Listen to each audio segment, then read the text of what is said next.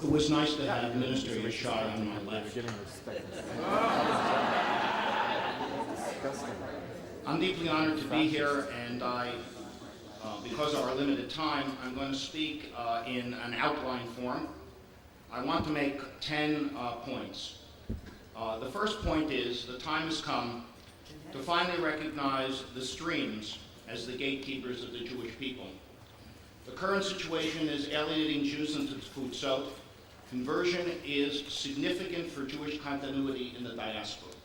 2, there is no possibility of a unified solution to Geirut.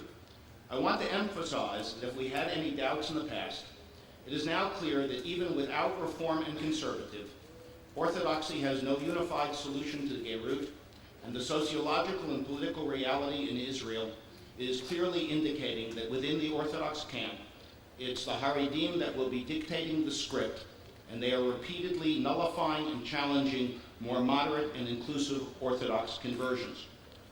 2 previous attempts, the Naaman Commission and the very divisive Rotem Bill, are clear indications of the impossibility of a unified solution. 3, this means that we must end the chief rabbinate as we know it. The clear fact is that not only are they not the chief rabbis for world Jewry, if it were not for political deals, they would not be the chief rabbis of Israel either. They certainly do not speak for most Israelis religiously, and certainly not for world Jewry. 4,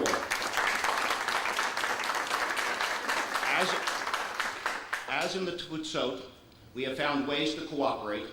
I believe that must become the model for Israel as well.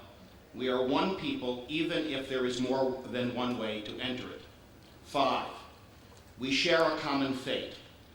I'm very impressed by the thought of the late Rav Soloveitchik, who suggested the shared suffering and common historical fate of the Jewish people represents what he calls a Brit Goral, a covenant of destiny, which is the foundation for the important halachic category of collective responsibility.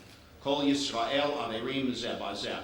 Care for others, feeling of empathy, and a sense of solidarity are not secular categories in Soloveitchik's appreciation of halachic Judaism. Indeed, the covenant of Sinai requires that the covenantal community have a deep sense of solidarity, political action that seeks to achieve a secure home for the Jews, and thereby giving dignity and new vitality to Jewish communal and life and identity, thus acquires religious significance and can be understood as mirroring God's providential love of Israel. Let me repeat, we are one people, even if there is more than one way to enter. 6, this leads to one inevitable conclusion. Each of the streams should be able to perform weddings in Israel. 7, civil marriage should be instituted as well. 8, if any of the streams can work out mutual recognition of their Geirim, Kol HaKavod, but it should be negotiations outside of the government. Those who choose to be Machmir and exclude, they will be Machmir. Those who choose to be Mekil and inclusive, they will do so. Those who find a way to be Machmir and inclusive, they will do so. 9, recent polls in Israel, including people who identify themselves as Dati, support the recognition of all Geirim.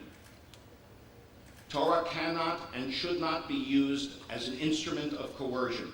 Not only will it not work, it is reminiscent of some of the things that are practiced in fundamentalist regimes, which is backfiring and causing alienation from Torah and Judaism. If the Torah is to be an Eitz Chaim, a tree of life, then all of its ways must be ways of pleasantness and peace. 10, and finally, it is time for mutual respect. We can no longer tolerate Israeli government practices that delegitimize segments of the Jewish community. It is clear that every time there is an effort to delegitimize the Jews of the Tfutzot, we unite to prevent it.